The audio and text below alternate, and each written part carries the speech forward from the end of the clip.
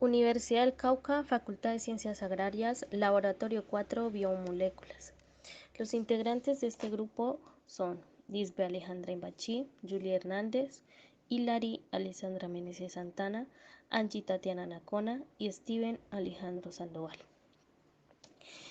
En este experimento vamos a hablar de qué son las biomoléculas. Las biomoléculas son sustancias impredecibles que forman parte de los seres vivos y que cumplen una serie de funciones importantes para su buen funcionamiento biológico. Las biomoléculas se forman a partir de los 6 elementos químicos más abundantes en los organismos. Entre ellos tenemos el carbono, el hidrógeno, el nitrógeno, el oxígeno, el fósforo y el azufre. Dentro de las biomoléculas tenemos dos grupos, biomoléculas inorgánicas y biomoléculas orgánicas. Las biomoléculas inorgánicas son necesarias para la vida en general y se encuentran tanto en los organismos vivos como en los cuerpos inertes, es decir, los que no tienen vida. Se caracteriza por tener una base de carbono y algunos ejemplos de ellos son el agua, los gases y el oxígeno. Las biomoléculas orgánicas se caracterizan por tener una base de carbono y por ser sintetizadas por los seres vivos y a través de diversas reacciones químicas del metabolismo. Estas biomoléculas se agrupan en los siguientes grupos, como los lípidos, carbohidratos, proteínas y ácidos nucleicos. Vamos a hablar y vamos a experimentar sobre las biomoléculas, identificar cada una de ellas en estos experimentos. Lípidos. ¿Qué son los lípidos? Los lípidos son biomoléculas orgánicas formadas principalmente por carbono, hidrógeno y oxígeno. Esta tiene dos características, que son insolubles en agua, pero son solubles en disolventes orgánicos. Un ejemplo de ello es el alcohol. En la práctica de laboratorio, para identificación de estos, utilizamos los siguientes materiales: manzana, queso, mantequilla, alcohol etílico, vasos de plástico o de vidrio para cada muestra y por último un gotero. Empezamos colocando cada muestra en una placa de Petri. Agregamos alcohol hasta cubrir cada muestra. Después procedemos a esperar 10 minutos. Al pasar el tiempo deseado, retiramos el alcohol a otro recipiente previamente marcado con el nombre de cada muestra. Agregamos 15 gotas de agua a cada vaso que contiene el alcohol de la muestra. Observamos que la solución que se vuelve más turbia es la del queso, ya que cuando se añade el agua a la solución, el líquido se vuelve más turbio por su molécula llamada caseína. Esto se debe a que se forma una emulsión de lípidos y agua en la que el alcohol actúa como un agente emulgente. Esta coloración es indicada por el beta-caroteno. Este se encuentra en el suero del queso y ese es el responsable de la coloración turbia de este. Otro procedimiento de laboratorio para identificar lípidos sería por reacción de saponificación.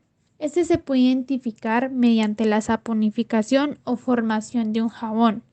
Los esteres de ácidos grasos sufren hidrólisis en presencia de un álcali. Esta hidrólisis conduce a la liberación del alcohol y a la formación de sales de ácido graso o jabones. Los lípidos saponificables son todos aquellos que en su estructura están compuestas por ácidos grasos. Un ejemplo de esto son las ceras. En la siguiente tabla podemos observar los datos obtenidos.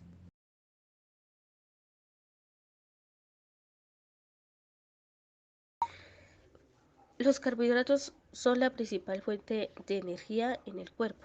Estas moléculas están formadas por 3 elementos fundamentales, como es el carbono, el hidrógeno, el oxígeno, y su principal función en el organismo de los seres vivos es contribuir en el almacenamiento de energía. Para identificar carbohidratos utilizamos los siguientes ingredientes: fécula de maíz disuelta, un pedazo de manzana, un pedazo de calabacín, un pedazo de azúcar, de pan, azúcar, un pedacito de pollo, media papa y un pedazo de yuca. Procedimos a disolver 2 gotas de yodo y 9 gotas de agua que se colocaron o se agregaron 3 a 4 gotas en cada muestra. Para la identificación de carbohidratos, todas no tuvieron el mismo color, ya que unas muestras dieron color azulado más oscuro, donde da positivo para la presencia de carbohidratos. Entre ellas fueron el pan, la papa y la maicena. El azúcar no cambia al introducir las 4 gotas de yodo en ella. En la manzana o en las frutas en general, entre más maduras estén, va a haber menor presencia de cantidad de almidón. Es por ello que no cambia con la prueba de yodo.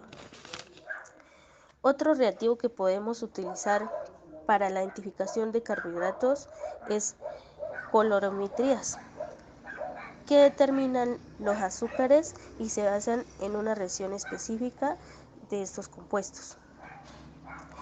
Otro método que podemos utilizar como protocolo para la identificación de carbohidratos es un método cuantitativo que sirve para determinar carbohidratos totales. Hace referencia al uso de luz para medir las concentraciones de ciertas sustancias químicas, que para este fenómeno puede llegar a medirse y se debe tener presente la concentración de las especies absorbentes. En la siguiente tabla mostraremos el positivo o negativo que dio la presencia de carbohidratos. Proteínas. Las proteínas son macromoléculas orgánicas constituidas básicamente por carbono, hidrógeno, oxígeno y nitrógeno, aunque pueden contener también azufre y fósforo. Estos elementos químicos se agrupan para formar unidades estructurales llamadas aminoácidos, a los cuales podríamos considerar como los ladrillos de los edificios moleculares proteicos. Para realizar la identificación de proteínas se emplean en el laboratorio de biología los siguientes materiales e insumos: una clara de huevo, leche entera, un trozo de pollo, cloro, cajas de Petri. Se procedió a colocar cada muestra en las cajas de Petri. Se agregó 30 gotas de cloro a cada una de ellas y se dejó reposar por 10 minutos.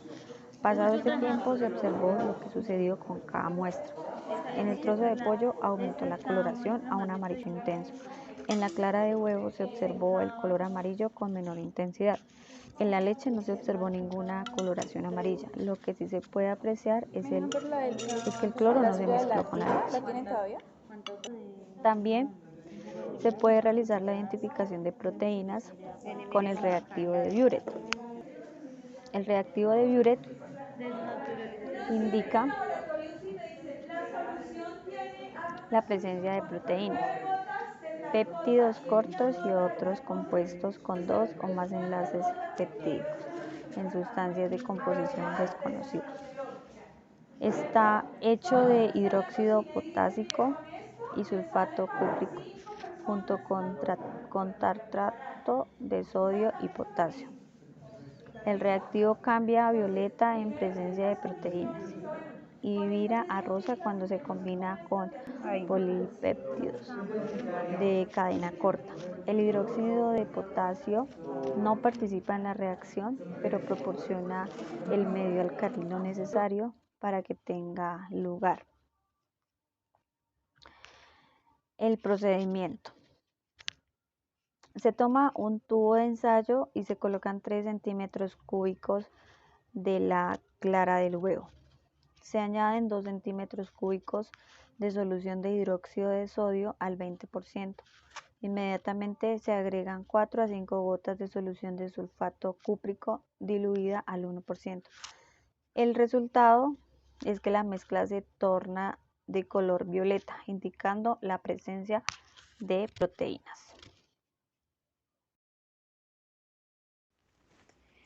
Desnaturalización de proteínas. Las proteínas son moléculas de aminoácidos unidas por enlaces peptídicos y están presentes en todas las células del cuerpo. Por lo tanto, participan en todos los procesos funcionales. La composición química de las proteínas son oxígeno, carbono, hidrógeno, nitrógeno, azufre y fósforo. A continuación, en la práctica de laboratorio se realizará un experimento el cual consiste en la desnaturalización de proteínas y para esto se necesitará los siguientes materiales: 3 huevos, 3 vasos de plástico o vidrio, agua, sal, jugo de limón y alcohol etílico. En el primer paso, se vertirán las claras de huevo en cada recipiente. En este caso se utilizaron placas de Petri. Posterior a esto, a cada recipiente con claras de huevo se le vertirán 3 cucharadas de los elementos seleccionados: alcohol etílico, agua con sal y zumo de limón. Finalmente, se esperan 10 minutos para la observación de los resultados finales. Se utiliza la clara ya que ésta tiene una contextura transparente casi líquida y está compuesta en gran parte por agua en un 90% y de una proteína llamada albúmina en un 10%. En la clara del huevo las proteínas se parecen a diminutas pelotitas de hilo invisible, tan pequeñas que dejan pasar la luz, y por ende la yema del huevo no se puede utilizar porque las proteínas se encuentran en la clara del huevo. La desnaturalización básicamente es una modificación o pérdida en su estructura secundaria, terciaria y cuaternaria, quedando la cadena polipeptídica reducida a un polímero estadístico sin ninguna estructura tridimensional y altera muchas de las funciones que cumplen las proteínas en nuestro cuerpo. La proteína del huevo deja su forma tridimensional al desorganizar la estructura acuosa. Esto se debe al rompimiento de los enlaces débiles que mantienen una estructura tridimensional de la proteína, desplegando su forma lineal. Proteína más alcohol. El alcohol rompe los enlaces de la proteína albúmina, excepto los enlaces peptídicos, haciendo que la formación globular de las albúminas inicien en desnaturalización hasta su forma primaria. Proteína más agua con sal. La clara del huevo cambia a un color más fuerte y se observa el rompimiento de la estructura en la clara. Proteína más zumo de limón. La clara se torna a un color más blanco y con el ácido acético del limón la estructura molecular de la clara también se rompe. El lado opuesto de la naturalización es la renaturalización, donde dos cadenas sencillas de ácidos desoxirribonucleicos se combinan para formar el ADN de doble hélice. En muchos casos la desnaturalización es irreversible, por ejemplo, la proteína caseína presente en la leche, y en otros casos sí es posible revertirse y crear la renaturalización, como por ejemplo la proteína queratina presente en nuestro cabello.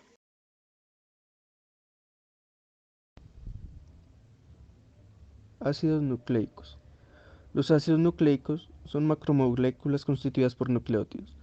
Están presentes en el núcleo de las células, también en determinados orgánulos, como mitocondrias y cloroplastos. Son las moléculas encargadas de almacenar, transmitir y expresar la información genética. Existen dos tipos que son el ADN y el ARN, presentes ambos en toda clase de células animales, vegetales o bacterianas. Para el experimento necesitamos lo siguiente: 2 tomates chontos pequeños maduros, 1 cuchara de sal, 6 cucharitas pequeñas de bicarbonato, 2 cucharaditas de jabón líquido, un mortero, colador, agua, etanol al 70%, 4 vasos o recipientes de vidrio. Para el extracto de tomate vamos a cortarlos dejándolos con la cáscara. Luego vamos a machacarlos durante varios minutos y pasamos a colar el extracto en un recipiente. Para el tampón de lisis vamos a colocar en un recipiente un poco de agua, le agregamos 1 cucharada de sal, batimos el recipiente, adicionamos 6 cucharadas de bicarbonato y volvemos a batir. Luego agregamos 2 cucharaditas de jabón y batimos nuevamente. Para la mezcla final vamos a colocar en un recipiente un poquito de extracto de tomate y un poquito del tampón de lis. Lo mezclamos por 2 minutos y tapamos. Colamos la mezcla en otro recipiente, luego tomamos 5 mililitros de la última mezcla y le agregamos 10 mililitros de etanol por el borde y el recipiente inclinado. Al finalizar la mezcla se puede observar el licopeno, un pigmento orgánico llamado carotenoide, el cual es causante del color rojizo del tomate. Este se separa del etanol y es posible observar el ADN extraído del tomate.